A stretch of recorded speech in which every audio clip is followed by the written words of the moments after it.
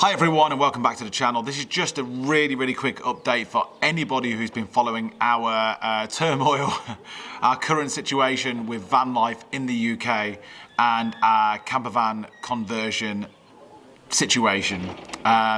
Firstly, I want to say that thank you to everybody on behalf of me and Janine. We've received hundreds into the thousands of comments and messages about this situation. There's a lot of stuff that we need to clear up because a lot of the comments and the messages are of the same vein. So one video will hopefully clear the situation up, and it's definitely important to make sure that everyone understands the truth and the baseline of what's going on. So for anybody who doesn't know what's happened, just a short time ago, Janine and I, we own a Luton Citroen Relay campervan conversion. And we've had many problems with this ever since we bought it. His name's Morgan, he's only over a year and a half old. And ever since we got him, he's been nothing but trouble. All we want to do is ride off into the sunset with our campervan and have a fantastic van life adventure ongoing. It's our home, it's our full-time home. We've been doing van life for almost 3 years now, me and my wife. And the first van was nothing but no troubles. This van has been nothing but troubles. So what happened? If you're new to the channel, what happened was that we were basically driving our van from Sussex to Birmingham when all of a sudden the thermostat light came on, or the whole thermostat went up. As soon as I saw it fly up, I pulled over to the side of the road, lifted the bonnet, and it was steaming and sizzling, doing all of the stuff that an overheated engine would do. I did actually pull over straight away as soon as I saw a change in the thermostat. A thermostat is something that I keep an eye on. It was a relatively hot time in England when it happened, and I was keeping an eye on the water levels and everything like that. So it came as a big shock to me. Pulled over, bonnet up, sizzling engine, called the RAC breakdown cover who we were with. They turned up within an hour, which is the quickest time that they've turned up to us. And he quickly said, the problem was that there was a split in the top radiator hose. And that, of course, made all of the coolant chuck out with high pressure, hot pressure, and all over the road and whatever quickly, and it caused it to overheat. Then he asked me to turn the engine on, and he said very quickly, once again, I do believe that the head gasket has blown. And it was, honestly, when a head gasket goes on any vehicle, any vehicle owner would understand that this is one of the worst bits of news you can have. It's not the end of the world for most people, but for us, it was devastating. And I use the word devastating, I don't use it lightly, it was devastating. And for many people who follow the channel, you know why that was devastating. And that's because it was only 7 months ago when we got a brand new reconditioned engine. Before Christmas, last year, 2022, we had a oil spill. A similar thing happened, lights came on, pulled over on the side of the road, and it resulted in the garage that the vehicle was towed to in the middle of the night, or the next morning after the middle of the night, it happened in the middle of the night, saying that it needs a new engine. So much damage has been caused, it needs a new reconditioned engine. So, one of the biggest questions that we get asked, and I've mentioned recently about this, is that we spent over £10,500 on that situation. And it included a new reconditioned engine. Now, the reconditioned engine didn't cost £10,500.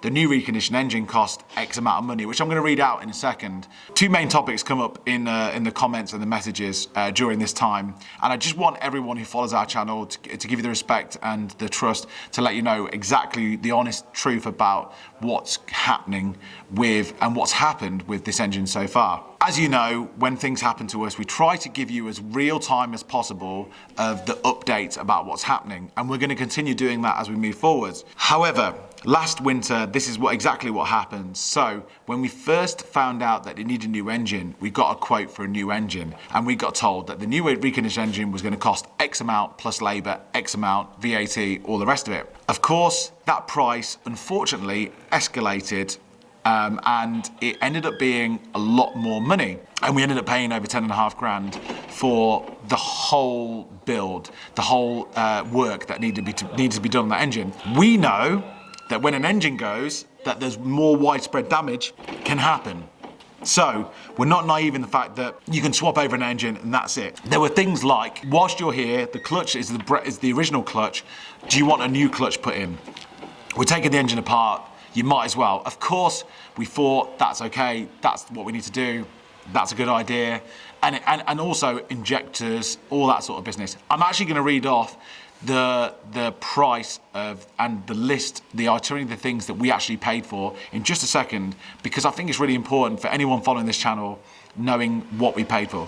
I want to be clear and transparent with it. I'm not going to give the company name. I'm just going to give you what we paid for the engine and all the bits and bobs and all that sort of stuff. So the original quote that we got through was for the engine, and that is a reconditioned engine at £3,110, delivery and collection at £90, surcharge £1,000 refunded on receipt of the old engine.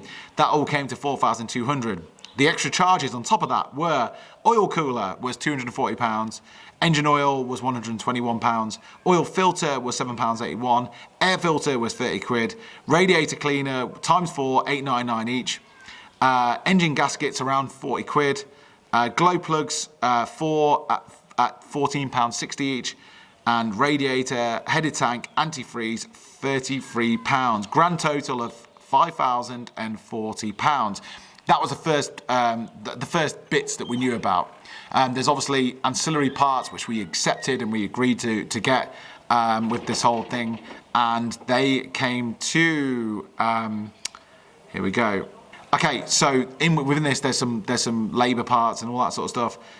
Vehicle recovery, found to have no engine oil, 5 litres added for engine started.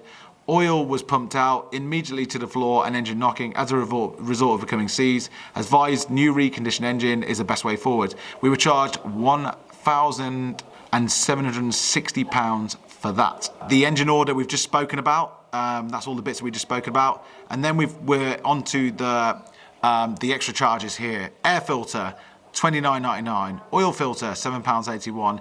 Engine oil times 10 litre, £121.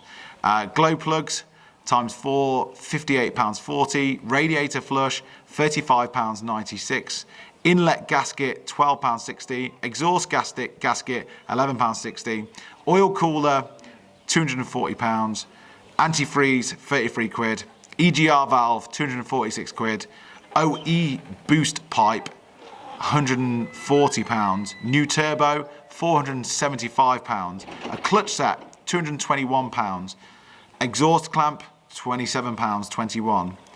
Exhaust seal, £4.25. After test drive, found injectors to be noisy. Recommended replacing with new, strip out old and replace with new. Reprogram and learn valves, test drive, 165 quid. Injectors times 4, £980. Plus VAT at £1,753.76. On top of the rates of all of those things added up at £8,768.82 equals £10,522.58.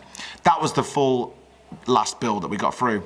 So now you know the full bill of the whole thing, including the engine. So you know where we stand. The way that we see it is we paid £10,522.58 to get that all sorted.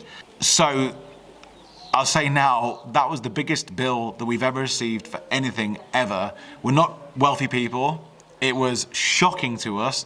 It still is a huge, huge bill to us. And either way, when you pay that amount of money, we obviously hope to be having at least 10 to 15 years of only minor repairs and stuff, as you do with most engines. We didn't expect something to happen so soon, which was very, very surprising to us. The second biggest question that we get from people is, where do we stand right now because of the engine warranty and all that sort of stuff? Is it going to come out of our own pocket? Are the garage going to have to do it? Originally fitted it. There's a radiator hose leak and all that sort of stuff. Unfortunately, I can't. The only thing I can say to you is it's now in sort of legal, in the legal realms, and there's not much more I can say about it. I think most of you will be able to put 2 and 2 together and see that it's a complicated issue. and that whenever we have an update about Morgan and what's happening with Morgan, we're going to tell you about it when we can, if we're legally obliged to do so. But all of this has come about at a time where we've had a year and a half of spending a lot of money on one van, and it's cost us an absolute fortune. So not only is the financial part of it really depressing and upsetting, Janine, obviously you saw in the last video, is absolutely through with spending money on vans. And you know, as a we're not a young couple, young or not young, whatever we are, we would love to be able to put money aside for our future and stuff. So and Janine likes security, even though we like to live an adventurous life. So it's a very compromising situation, an upsetting situation for Janine especially. And where we stand with van life in the UK as a whole, well, that's a big question mark. It all comes down to what happens next with this van. And I promise you that when we know, and when we're legally obliged to say something about it, we'll tell you about it. We also apologise for not putting a video out last week, and for putting this short video out this week. We actually have a vlog for you next week. It's been, since we left you last time, since the van broke down, it's been a really crazy time, and we vlogged it. And we are going to show you what happened from that point onwards. And it's been, yeah, well, just tune in next Sunday to that video, and hopefully we'll see you then. I just want to say, on behalf of me and Janine, who's just not here right now, as you know, she edits all these videos, thank you for all your support and all your messages. Thank you for constantly liking and commenting on our videos. That we love what we do. We're never going to stop what we're doing with regards to this YouTube channel. But watch this space, and we'll see you next time. Let's hold on tight. Found what we're looking for in life. Call us crazy, but things are finally right. With you and I, the future